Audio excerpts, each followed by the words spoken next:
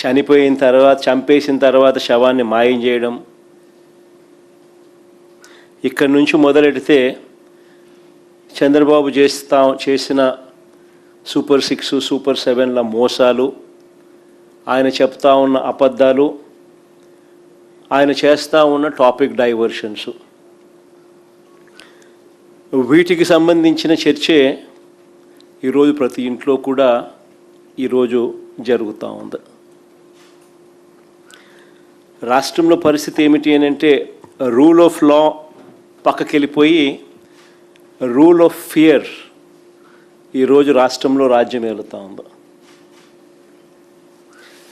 Police స్టేషన్లకు వెళ్తే న్యాయం జరుగుతుందన్న నమ్మకం ఈరోజు ఎక్కడా కూడా సన్నగిల్లిపోయింది. ఈరోజు రాష్ట్ర ప్రజల పరిస్థితి ఏమిటి అని అంటే, పోలీస్ స్టేషన్లకు పోవాలంటే భయపడే పరిస్థితిలోకి ఈరోజు రాష్ట్ర ప్రజలు వచ్చిన పరిస్థితులు ఈరోజు రాష్ట్రంలో కనిపిస్తూ ఉన్నాయి. ఒకసారి గమనిస్తే ఇవన్నీ కూడా యాదృచ్ఛికంగా జరిగినవి కావు.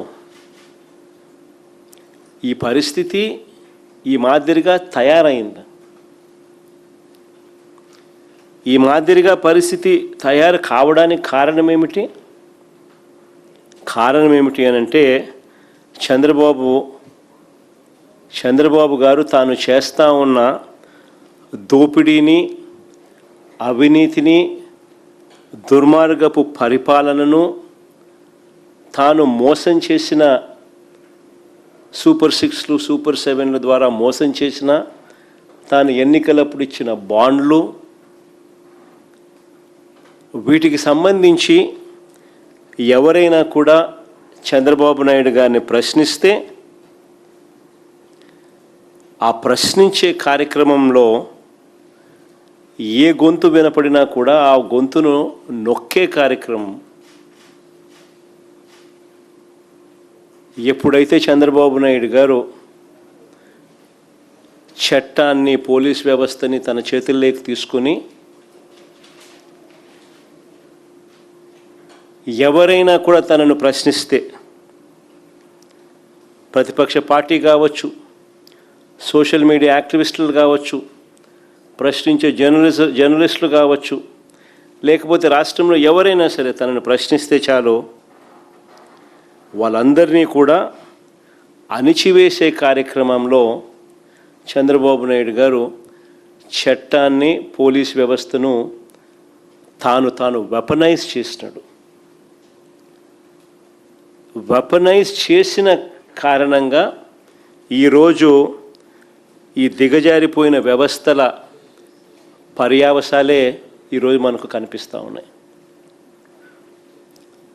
చేతిలో నుంచి జారిపోయింది. న్యాయం, ధర్మం అనేది గాడి తప్పింది. న్యాయం, ధర్మం అనేది గాడి తప్పితే, వ్యవస్థలు దిగజారిపోతే, వ్యవస్థల్లో భయం అనేది పోతే మనం మనుషులమే అన్న సంగతి మర్చిపోయే కార్యక్రమం ఈరోజు జరుగుతూ ఉంది. ఏమైనా మనం చేసినా కూడా పర్వాలేదు, ఎవరు మమ్మల్ని ఏమీ చేయలేరు అని ఎప్పుడైతే వీళ్ళంతటా వీళ్ళే ఆ ధైర్యం తెచ్చుకున్నప్పుడు వ్యవస్థలన్నీ కూడా దిగజారిపోయిన పరిస్థితులు వస్తాయి. ఈరోజు ఇదే ఈ పర్యావసాలు కనిపిస్తూ ఉన్నాయి.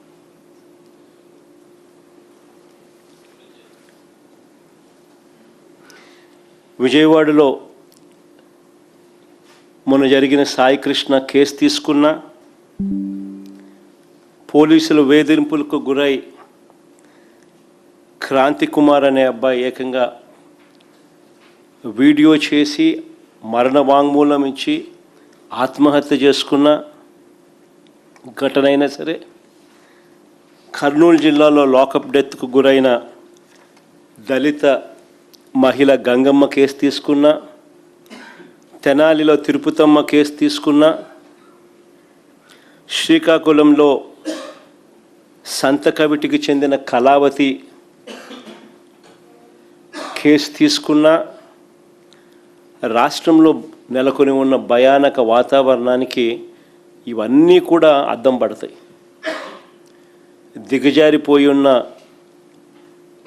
చట్టం, పోలీస్ వ్యవస్థకి ఇవన్నీ కూడా అద్దం పడతాయి. కస్టడీలోకి తీసుకొని ఒక మనిషిని దారుణంగా కొట్టి చంపి కుట్రపూరితంగా సీసీ ఫుటేజ్లను సైతం మాయం చేసి చివరికి శవం కూడా కనపడకుండా మాయం చేసి ఆ శవం ఎక్కడుందో, ఏం చేశారో, ఏమైందో కనీసం కుటుంబ సభ్యులకు బూడిద కూడా ఇవ్వని అత్యంత అమానవీయ పాశవిక ఘటన జరిగి, ఈ ఘటన కూడా ఎక్కడ జరిగింది? So called state head quarters. అంటే చంద్రబాబు నాయుడు గారి ఇంటికి ఆమడ దూరంలో.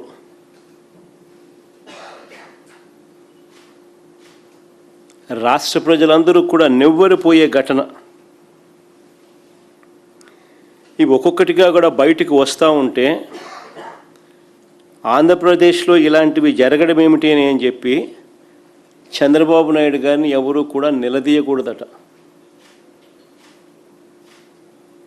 ఇలాంటి ఘటనలు మనకు కనిపిస్తూ ఉన్నా, మన కళ్ళ ఎదుటి జరుగుతూ ఉన్నా, సాక్షాత్తు విజయవాడలోనే స్టేట్ హెడ్ క్వార్టర్స్లోనే ఇవన్నీ కూడా జరుగుతూ ఉన్నా కూడా చంద్రబాబు నాయుడు గారిని ఎవరు కూడా నిలదీయకూడదట. వీటి గురించి ప్రశ్నిస్తే, వీటి గురించి నిలదీస్తే వెంటనే వాళ్ళ దగ్గర నుంచి వచ్చే మాటలు ఏమిటి? క్రిమినల్స్కు మద్దతు ఇస్తారా అంటూ తాను ఎదురుదాడి చేయడమే కాకుండా తనకు తానా తందానా అనే ఎల్లో మీడియాతో కూడా ఇదే మాదిరిగానే రాతలు రాయి చేస్తారు. Character assassination.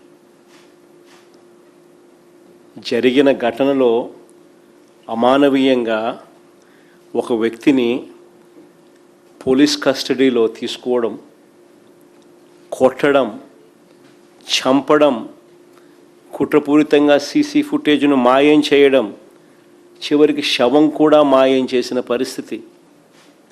చివరికి ఆ తల్లికి కనీసం బూడిద కూడా ఇవ్వని అత్యంత అమానవీయ పరిస్థితుల మధ్య. దాని గురించి ఎవరు మాట్లాడరు. The so called yellow media. తానా తందానా అని చంద్రబాబు నాయుడుకు భజన చేస్తూ ఉన్న వీళ్ళు మాట్లాడే మాటలు ఏమిటి? రౌడీ షీటర్కు మీరు సపోర్ట్ చేస్తారా అని ఇలాంటి మాటలు. నిజంగా ఈ టాపిక్ కూడా డైవర్ట్ చేయడానికి, ఆశ్చర్యకరంగా ఈ టాపిక్ డైవర్ట్ చేయడానికి చంద్రబాబు నాయుడు గారి పార్ట్నర్ కూడా, ఆయన కూడా ఒక సైడ్ క్యారెక్టర్ మాదిరిగానే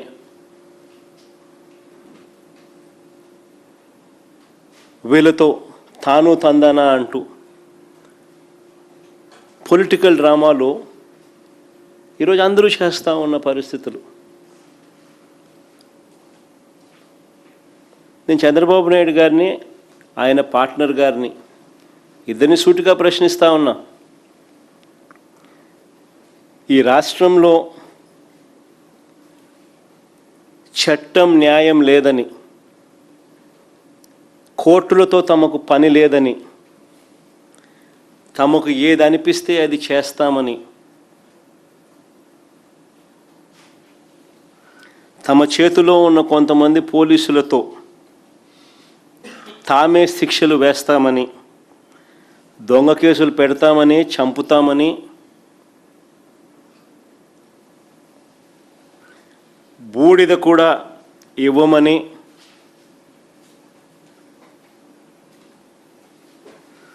అధికారిక ప్రకటన చేయగలరా? చంద్రబాబు నాయుడు అడుగుతా ఉన్నా, ఆయన పార్టీలను అడుగుతా ఉన్నా. అధికారికంగా ఇవన్నీ మేము చేయగలమని చెప్పి మీరు అధికారికంగా ప్రకటన చేయగలరా?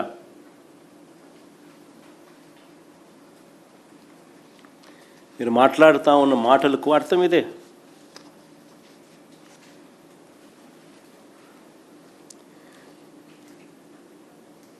కవరప్లో భాగంగా సాయి కృష్ణ మొదట రౌడీ షీటర్ అన్నారు. కవరప్లో భాగంగా ఇదే సాయి కృష్ణ అనే పిల్లాడిని మొదట రౌడీ షీటర్ అన్నారు. రౌడీ షీటర్ను వెనకేసుకొని వస్తారా అని కూడా ఎదురుదాడి చేశారు. జనం ఎప్పుడైతే చీకొట్టడం మొదలుపెట్టారో అప్పుడు వెంటనే మళ్ళీ యూటర్న్ తీసుకొని ఇదే చంద్రబాబు నాయుడు గారు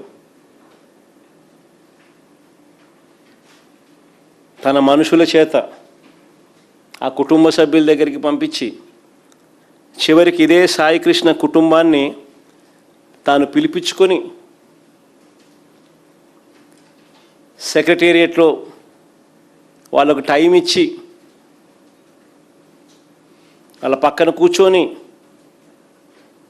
వాళ్ళ చేయి పట్టుకొని ముసలి కన్నీరు కారుస్తూ న్యాయం చేస్తాను అని ఇదే చంద్రబాబు నాయుడు మళ్ళీ యూటర్న్ తీసుకొని ఇవే మాటలు.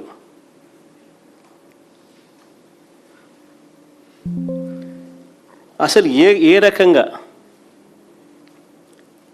ఏకంగా 40 రోజుల పాటు ఇది బయటికి రాకుండా తొక్కిపెట్టిన ఈ కేసుపై యావత్ దేశమంతా కూడా దిగ్భ్రాంతికి గురైతే 40 రోజుల పాటు, ఇన్ఫ్యాక్ట్ మేము పోయి 40 కూడా కాదు, దాదాపు 46 రోజులు నేను పోయిన తర్వాతనే పోయిన 4 రోజులకు అరెస్టులు, 46 రోజులు దీన్ని కేసును తొక్కిపెట్టి ఈ కేసుపై యావత్ రాష్ట్రమే కాదు దేశమంతా కూడా దిగ్భ్రాంతికి గురైతే అసలు ఏం జరిగిందో, చట్ట ప్రకారం ఎంతమంది మీద, ఎంతమంది పెద్దల మీద ఎలాంటి చర్యలు తీసుకున్నారో చెప్పాల్సిన బాధ్యత ముఖ్యమంత్రి మీద లేదా అని అడుగుతా ఉన్నా.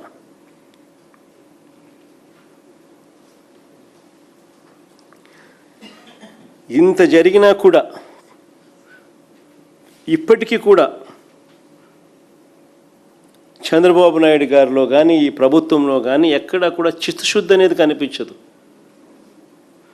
ఎక్కడా కూడా ఏ కోశానైనా కూడా కనీసం రిమోర్స్ లేదు, పశ్చాత్తాపం లేదు.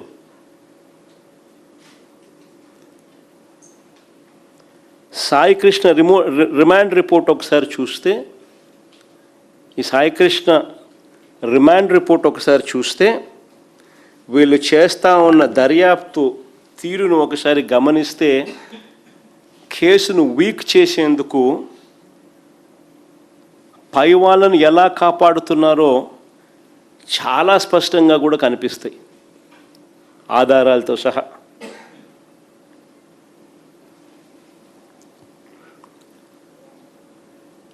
నేను 4-5 పాయింట్ల రిపోర్ట్ల ఆధారంగాను 4-5 పాయింట్లు లాజిక్తో చెప్తా, లాజికల్గా నేను చెప్తాను. రాష్ట్ర ప్రజలందరూ కూడా ఆలోచన చేయమని అడుగుతా ఉన్నా. సాయి కృష్ణను మార్కాపురం నుంచి తీసుకువచ్చింది టాస్క్ ఫోర్స్ పోలీసులు. సాయి కృష్ణను మార్కాపురం నుంచి తీసుకువచ్చింది మార్కాపురం నుంచి తీసుకొచ్చింది టాస్క్ ఫోర్స్ పోలీసులు. వాళ్ళ రిమాండ్ రిపోర్ట్లోనే ఇది రాశారు, ఇది చెప్పారు.